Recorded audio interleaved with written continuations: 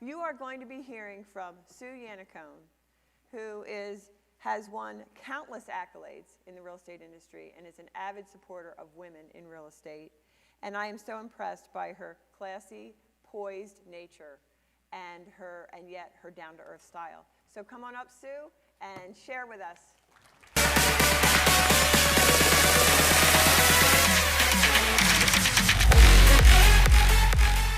Oh, I like that music.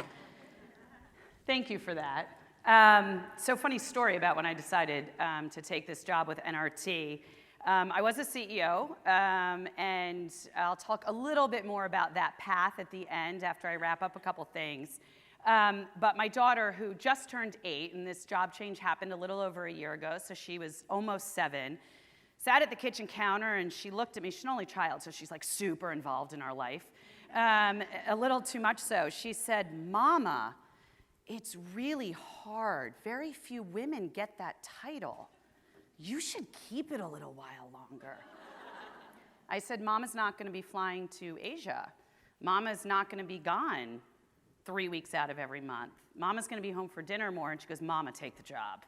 So perception, right? Perspective. So I'm going to talk a little bit. I'm going to need a clicker. Is it up here? Awesome. Okay. So I'm going to talk a little bit about embracing change, about some of the change that's going on in the industry and technology. A couple things, I called them trends. They're not trends. They're not really going anywhere. And I want to talk a little bit about how you can infuse them into your business, or at least what you should be thinking about leaving here. And then I'm going to come back around and talk a little bit about things that have helped make me successful, that the lens through which I approach things that may be able to be good for you guys, right? I mean, I'm following some amazing speakers. So the first thing that comes to change is be open to it. So I grew up, I was telling some of the women at dinner last night, they said, "Oh, are you from Jersey?" I said, "No, I was born in Kansas City. I moved to Miami. I moved to Indianapolis. I moved to St. Louis. I started 6th grade. I've been there ever since. I've had 5 or 6 careers in my past 20 years in this industry. I've lived in Jersey. I've worked in California. I've worked in Canada. I've worked in Chicago. I've worked in Ohio. I've never moved from my house in New Jersey. I love change. I embrace change. I am not normal. I'm really not. I understand that. Change is really difficult. And if you're not conditioned to embrace it and understand the opportunity that occurs when you're faced with change, you have a choice. You can cower from it. You can become fearful of it. And by the way, take a minute to sort of say, what is happening? Why is this change occurring? If you take a minute to understand why something is changing, the willingness and the ability to embrace it, to drive your business forward, is exponential. There's tremendous power in that, right? But it's important to understand why, and then figure out how you're going to leverage it for your growth. Because newsflash, many people won't. So if you're faced with change and you are the one individual in the room or in your group that leans into that and says, "I'm going to learn that, I'm going to figure out how that can help me," you are light years ahead of your colleagues and your friends and others in the industry, because the change isn't going to stop. Change is happening at a rate today that we have never seen before in our industry, especially when it comes to technology. I am not a huge tech person, right? But I understand that the industry we are in is not the industry we were in 10 years ago. It is not the industry we were in 20 years ago. Some things will never go away. The relationship, the face-to-face, the belly-to-belly of our industry, sitting with that customer and having that conversation about the most important transaction they are ever going to make in their life. That doesn't go away. Technology is not intending to replace us in that, but it is here to help make us more efficient, right? To make your lives a little bit easier, to augment your skill set that has got you where you are, that you're just learning to start out in this business. I love how many people here are raising their hands that they're new to the industry. I love that, right? But it's understanding how to leverage the change and some of the things that are being provided to you today to be relevant tomorrow, right? So it's not about throwing away the skills that got you here, but it's augmenting them. And I think it's super important that we understand what's happening and why. So the first thing I'm going to touch on a little bit is artificial intelligence and machine learning, and I see a lot of heads nodding. AI and machine learning. So what is it, right? Artificial intelligence and machine learning, we are interacting with it all day, every day. Some people don't realize when they are. In fact, 2 out of 3 people don't realize that AI and machine learning fuel a lot of what they use every day. Netflix, what show should you binge watch next, right? Yeah, we all binge. Nobody sits and waits for, the next episode a week from now. I fly a lot. I binge on planes. I claim Wi-Fi doesn't work sometimes. Don't tell my boss. So it's my only alone time, ladies. It's on a plane, 400 other people. So it serves, it's Waze, right? It's Waze telling you the fastest way to get home. That is informed, that mapping software is informed and gets smarter through machine learning the more of us that use it, right? It is Spotify.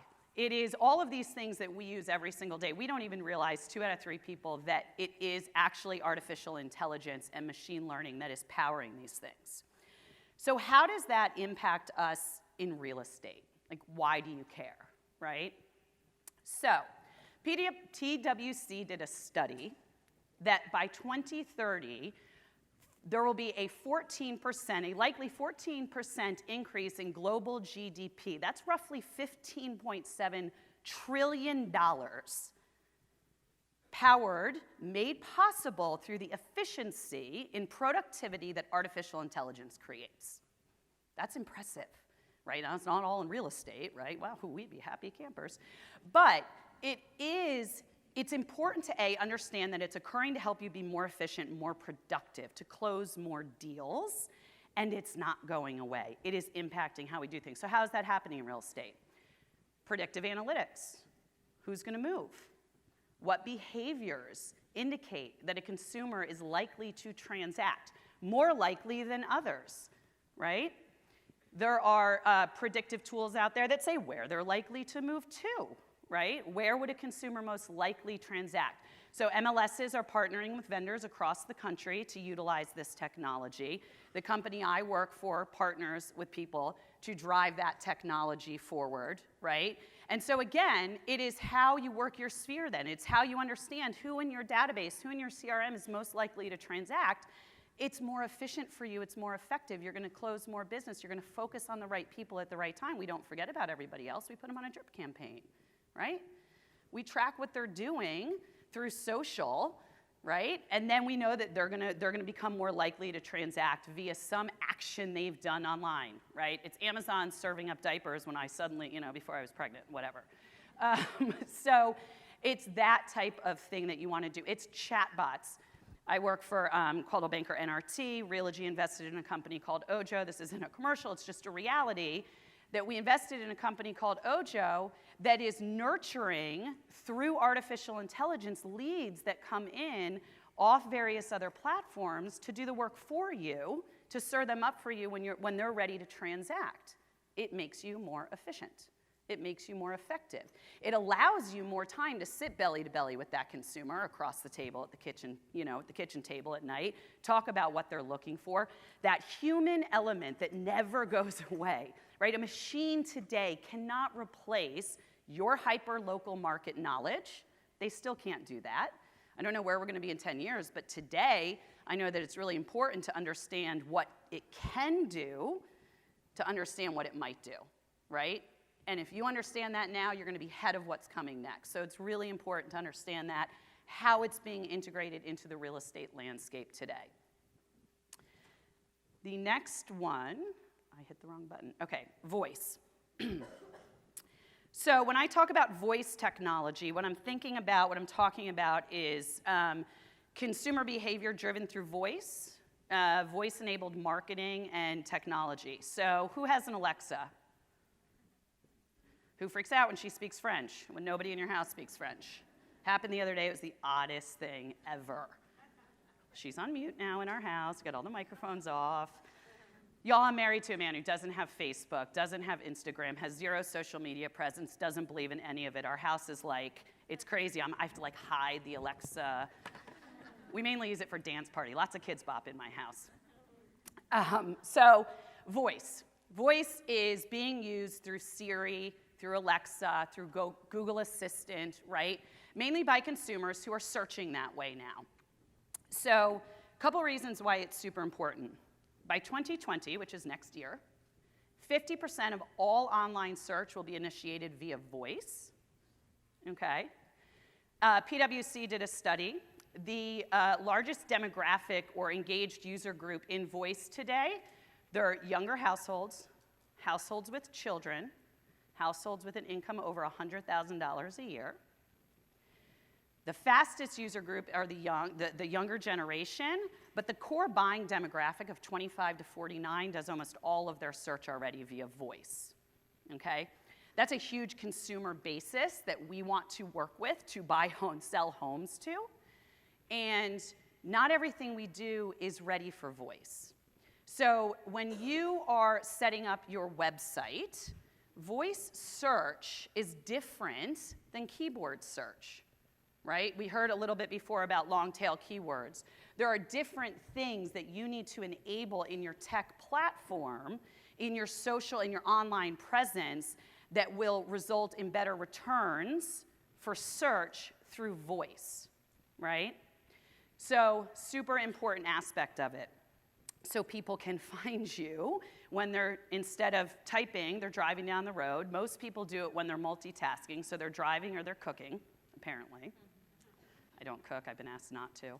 I was telling the lady, my husband says, everyone's like, oh, do you like to cook? He's like, no, I like to eat. It's a true story. So that is when they're using it most today. They're using it to search. 71% of people that say they use it to search online because it makes their lives easier. In this survey, 24%, however, have no desire to purchase through it. So that means they're still coming offline. They're still going offline to an individual or some service to purchase the tangible for them, but they're going to still search online through voice-enabled. Very important. So things you should be thinking about beyond just your search online. So the keywords, ensuring that it's focused on voice search. Think about some Alexa skills, right? So there's Agent X, there's multiple other National Association of Realtors has one. So there are Alexa skills that are available where consumers can go online and say, like, real estate news. They get the real estate news, right? I have an agent that I know who he talks about getting his real estate news while he's brushing his teeth in the morning and getting his coffee ready. He's up to speed on all of the local industry news headlines before he's even gotten out of the house that day, right? Again, all of this technology aimed at making you more efficient, more productive, right? Which leads back to our time with our family and our friends and our balance and our success and all of these things. Smart home is also really important, right? So one of the biggest selling, biggest gains in technology sales is for smart home devices for houses. So something else to think about on the other side of the spectrum rather than you, it's for your consumer to understand the value of smart home today through voice-enabled speakers and other things in the home, right? You got the Nest, you got all these things that can be voice-enabled now, which is sort of crazy and sort of out there, but we're living in it, and I can only imagine where we're gonna be in 5 or 10 years. So some things to think about as you leave here and you're looking at your digital footprint and you're thinking about how to make yourself more accessible. We heard about the Pinterest stuff, which is awesome, by the way. So I think that's really, things to be thinking about, how to be more accessible to the consumer when they're driving down the road and saying, real estate agent near me. You want to come up, right? You want to be found quickly. The other is Facebook and Instagram. Now, we talked about Pinterest this morning, which is outstanding and amazing. Facebook and Instagram, according to the National Association of Realtors research group, of industry professionals, so all of you, social media leads are the most highly valuable leads that you receive. Beyond MLS, beyond the aggregators, beyond other third-party sites, coming in off social media. So there are a couple areas for social media: Pinterest, Facebook, Instagram, Twitter. Lots of different vehicles through that, right? But the problem with Facebook and Instagram, what we've found is that while it is a social media platform ripe for prospecting, the majority of us aren't doing it. And of those that are, 80% are not spending their money efficiently and effectively, okay? So it's really important, a couple key takeaways around Facebook and Instagram specifically. One, make sure you know why you're doing it. What is the outcome you're looking for from your social media strategy, right? And you should have a strategy. You have to be super intentional about what you are doing on a social platform if you want to drive legitimate business from it, right? It is not about putting up a little meme about the day. Like, that's not going to drive your business, right? And there is a difference between a business need on social and your personal needs. So decide what you want to grow. Do you want to grow your business through it? And if so, be hyper intentional, right? Know whether you're out searching for just likes, right? Do you just want a bunch of likes on something? Do you want to capture those leads through some process, right? Through some third party. There are hundreds of third-party vendors out there that can engage with you, but you want to go in knowing what to ask, right? And what am I looking for? And how am I going to cultivate those leads? And am I going to get, what's my return on investment, right? How much should the cost per lead be for you on those things, right? And what company is going to help you drive those down to get the best leads that will transact? But most importantly, understand that these leads on social are 100% different than the leads you get elsewhere. I think the biggest misconception we have is that we're going to get those leads and we're going to treat them just like everybody else. Well, they don't want to be treated just like everybody else. They came to you a different way. I hear a lot of people that I work with say, well, I did this whole social campaign and I boosted my Facebook advertising for, and by the way, always put an exterior picture of the home first. You're laughing, it's true. I know, I want to look at the kitchen too, but the consumer wants to see, studies and research says from Facebook, and we've done some work with Facebook, and it was interesting because they said, we told everybody this, and we said, put the picture of the house first, the exterior, a really nice, professional grade picture of a house first out there, okay, and everybody went back and put the kitchen. We're not experts in these things, right? Engage in the experts, highest and best use of your time. Best use of your money. If you're going to have to spend it to drive leads, and I'm not saying you have to, I'm just saying if you're going to, do it smartly, right? Ensure that you trust the partners that you're working with to get you that ROI. Be super intentional about what you're doing and be very realistic about the time frame to convert many of those leads. These are not, for the most part, I saw that house, I clicked and liked it, you Facebook messaged me, and I'm buying it tomorrow. Most are really not going to work that way. So it's really important to think about that. These are some of the things that are occurring in technology, in marketing, digital marketing, social marketing. They're not going away. We call them trends because, by the way in which we engage in them in 6 months to a year may be totally different, right? It may be some other algorithm changes or the keyword search.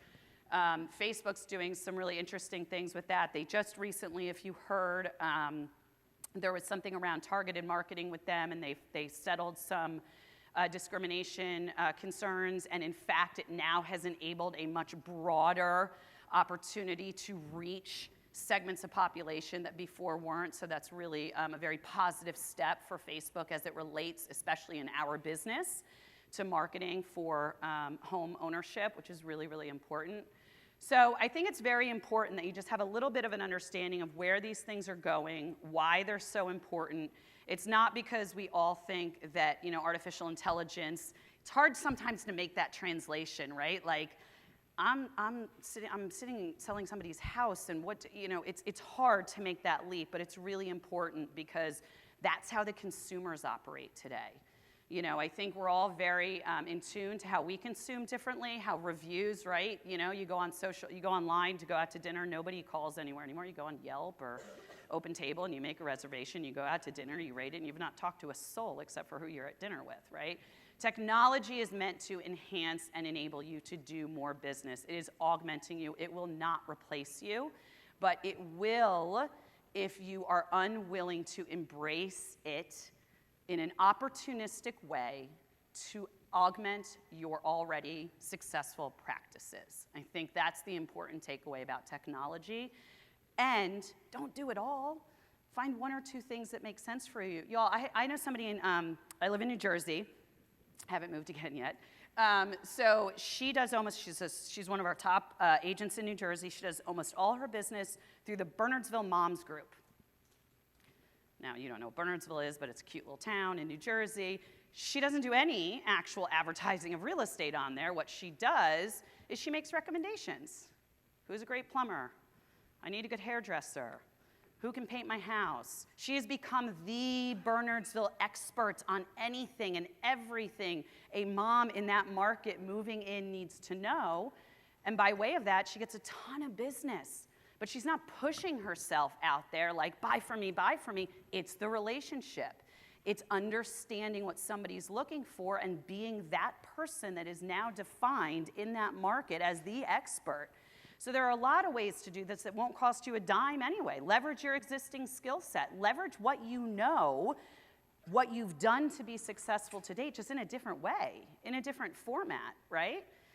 It's the same stuff we've always done. It's just now in the tech space. So I think those are some things I'm hoping they'll be valuable as you think about going forward and leveraging some of this to grow your business. And as you're thinking about change, and some of my lessons that I would say as it comes to driving change, leverage a team. Nobody gets to where they are by themselves. That's why you're all here. I'm not saying you have to go join a team or form a team. I mean your tribe, your people, right? When I first started in my career, I thought I had to know every answer. I thought I had to do everything myself. I thought the only way you succeed and you become successful is when somebody comes to you and they ask you, you know. Good Lord. First of all, the arrogance and the naivete. You know, you don't know everything. The more successful you become, I find the more valuable it is to leverage other people to help you. Do what you do best, but man, what you don't do really well, find somebody else to do it for you, right? Don't spend all your time and energy trying to become successful at everything. That's crazy. We heard it, nobody's perfect. Nothing is. So find people that can benefit what you need, mutual benefit, whether it be an accountability coach in your office, whether it be the coaches here today, whether it be somebody that can help teach you or take this piece off of you. Don't try and become a social media expert if it's not your thing. Spend a little money, get a great return, because you're going to do more business. It's really important to have that team and know you don't do it all by yourself. Work hard and say yes to everything, not everything. Say yes to opportunity. If you're not willing to take the chance, if an opportunity comes up in front of you to do something different, to try something new, to be a part of something new. We're here today because 2 women did that. They said yes, they took a risk. It's an awesome one. We're so happy you did.